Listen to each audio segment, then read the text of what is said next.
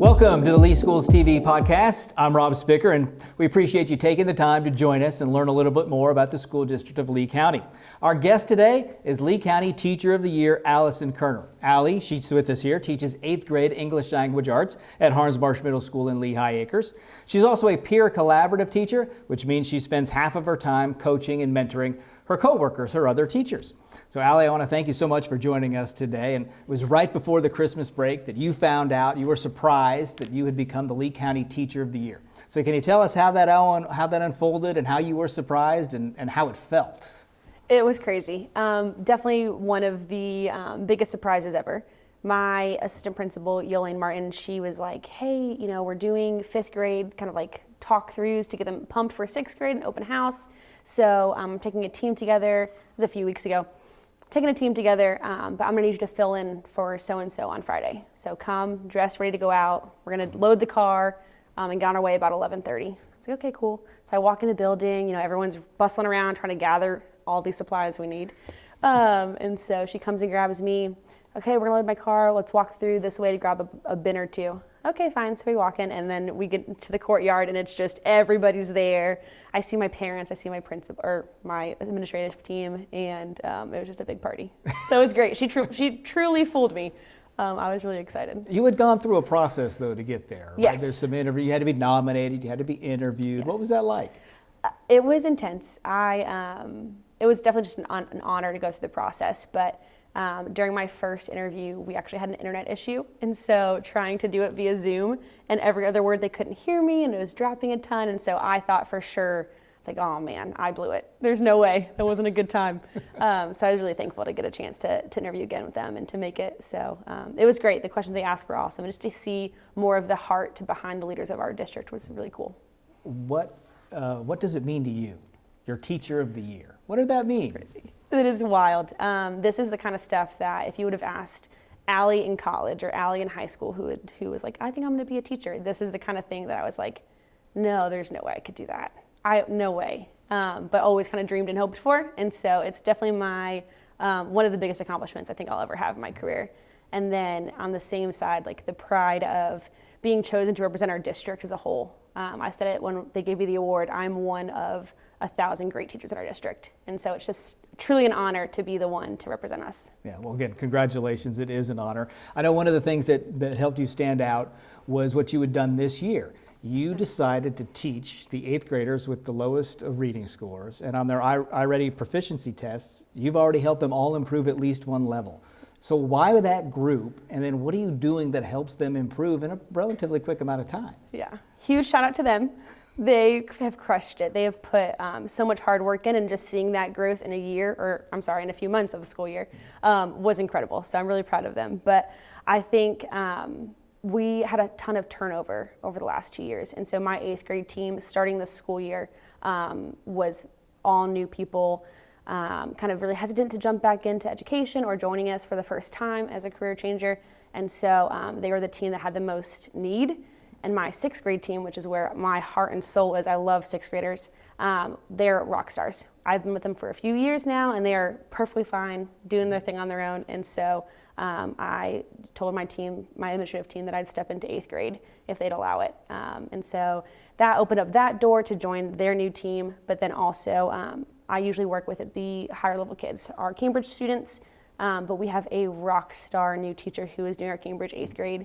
And so the need was really the lower levels. And so I jumped right in, and I love them. They're by far the coolest kids I know. So what's the strategy you use that helps them improve? A good teacher is going to have good students. What do you do? A ton of just thinking. I tried to let them know that they're not learning, just ELA and these boring old authors or all these boring texts. Like, they need to learn how to think and be ready for high school thinking and adult thinking. And so there are moments where we kind of play some games that trick them into using their brain a little harder.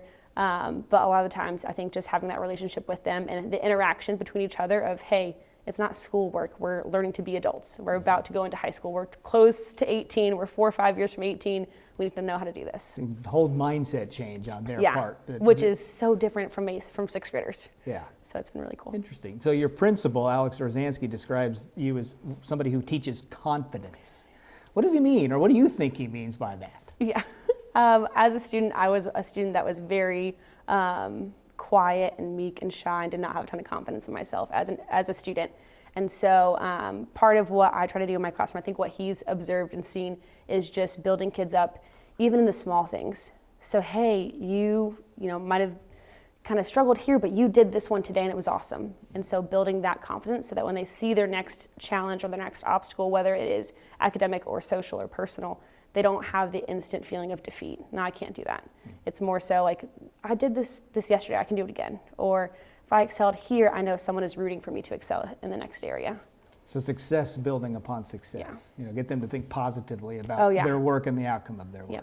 Interesting. All right. So you grew up in Lee County. You went to schools in the East Zone where you're now teaching right now. And in fact, you were inspired as a student to become a teacher.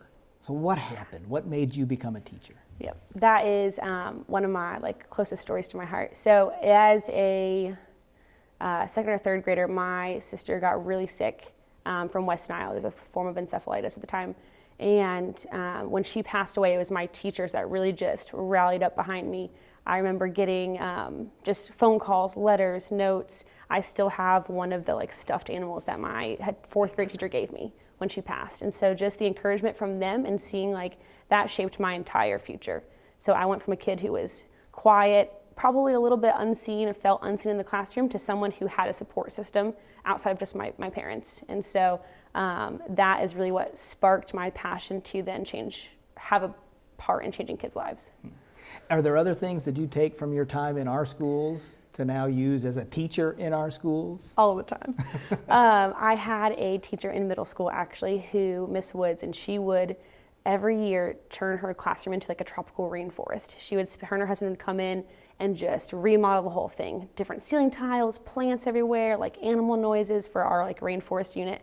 And so that dedication and commitment to make learning fun, a full experience, is something that I try to do often. What do you think, the Lee County Teacher of the Year, all this experience, what do you think makes a good teacher? I've been thinking about this a lot. I think it's passion. I think being able to see other educators who love what they do is inspiring, and it makes not them only good for their students, but good for other teachers. So when I get to have a conversation with someone who is just as excited and loves being here as much as what I do, that sparks new passion in me. And so I think that is one piece that is irreplaceable in a good teacher. Right. So one of the things you do besides helping students learn is you help teachers learn to teach better. And you take on your room described as a model for other teachers, a place that they can come and see the strategies that they're told about actually being practiced and being successfully used by students. So why was that important to you to get involved in teaching teachers? Yeah. Teaching is hard. Being an educator is difficult, and so something that I think is super impactful is having a support system of other educators. And so going into the opportunity to still be with my kids and teach students, but then also support teachers so that they can become great, was huge for me. I think there is a ton of reward in that. It's just awesome to be able to sit around a table and look back a few months even and just say, hey, remember when you struggled here, and now look at you. It's really cool to see. And so 6 months before your Teacher of the Year, we're surprising you on the district level as the Apples Mentor of the Year, a program that mentors teachers. So can you describe, what the Apples Mentor is? And let's go back to that surprise. But first, the Apples Mentor program, what is that? Yep. So it is just our district program to kind of ease that transition into being an educator through our district. And so anyone who is new to our district, even as an experienced educator, or new to the career, gets to go through this program. They're assigned a mentor. We meet every week. I get to observe twice a month, to share kind of the struggles and the wins. And so it's a cool experience. It's something that I think makes or breaks that first year of teaching. The first year is you're floating on water, trying to keep your head up. And so having someone to walk alongside you and just encourage you, but also support when you're kind of lost, or challenge you when you're on to new things, has been awesome. Yeah, I imagine. I can think back to my very first day on the job. I'd been taught all the things I was supposed to do, but now I had to do them. And totally it's different. Yeah. So maybe having that teacher side by side with you helps, walks you through it, keeps you online, keeps you focused. Yep. Makes a difference. All right. You were, in your third year at Harns Marsh, and they come to you and say, we want you to be the department chair for ELA. So you were young at that point. to take on this leadership role. So that, impressive of, I think, what the administration thinks of you. But then what you did was help the school improve its grade through getting other teachers to teach their students better. It goes from a C to a B. So what do you kind of attribute this early success in your career to? Relationships. So I think the job doesn't become like the workload of a job every day when you love the people you work with. And so being able to work with 11 other amazing educators who are committed to showing up to work every day, doing their best, and seeing kids win makes that easy. And so I think just a little bit more care, being able to spend time caring for my team members, gave them the opportunity to really see success in their classroom. I know it might just be some inside baseball, but what kind of strategies do you implement as the department chair with the other ELA teachers to increase student performance? Yep. I'm all about collaboration. So learning needs to be a student and another student, like talking about something, interacting with the content, being able for the teacher to step back and watch learning happening, I think is huge. And so kind of sharing more of that with my team, challenging them to step out of the comfort zone of single isolated learning desks and students on their own. Like, let them talk with a partner, let them explore together, even if it's going to take 2 or 3 minutes of your time. Mm-hmm. And that's they're learning without realizing they're learning. Yes, which is my favorite. Now, I suspect you don't have to do this, but I saw that you every year for the last couple of years have written a school-wide first week lesson plan. Why? I enjoy the time it spends behind prepping a lesson. So I love making Google Slides and kind of helping out where I can. But after the first few years, like I said, the first year is tough. Starting a new school year is tough. You go from the relaxation of summer break and you're relaxing on the beach, whatever you're doing, to 100 miles per hour. Kids are in front of you. It's time to go. And so the idea was sparked by just trying to figure out how can I take something off the plate of teachers. How can I make that transition at the beginning of the year just a little bit easier? And so I spent some time over the summer kind of prepping those things, getting some of the mundane, necessary school information out to kids, do it all as a school, do it for a week, and kind of take some of that pressure off teachers to have everything ready to go after only a few days of prep. And I hear from teachers and principals about running a school. One of the things is sort of setting that culture from the beginning. Mm-hmm. So I guess, is that an aim of what you're doing, sort of setting expectations, the culture of what we want you to do and be as a student in that first week? Yep, and as a high turnover school, we have people that they've been inundated with a bunch of information that first pre-week before school starts. And so it also helps the new teachers understand, like, okay, students are expected to do X, Y, Z. I need to enforce these expectations without the pressure of, 4 weeks later being like, oh crap, we have a dress code, so. Right, everything from the beginning and everybody's doing the same thing. You help develop the Harns Marsh Way. Mm-hmm. What is the Harns Marsh Way? Same idea. So again, I think a big heart behind my motivations and just my administrative team is making things simple and easy for the amount of new people we have in our building. And so one of the things we talked about 2 summers ago was what are the absolutely foundational pieces of good teaching. And so we came up with 3. So I was able to help kind of guide that discussion.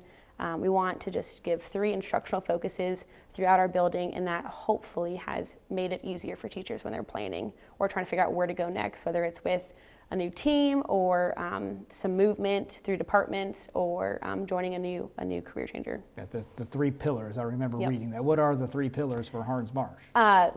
Lesson essential questions, so being able to refer students back to the main point of your unit. Intentional questioning, so being intentional with every question we ask in the classroom.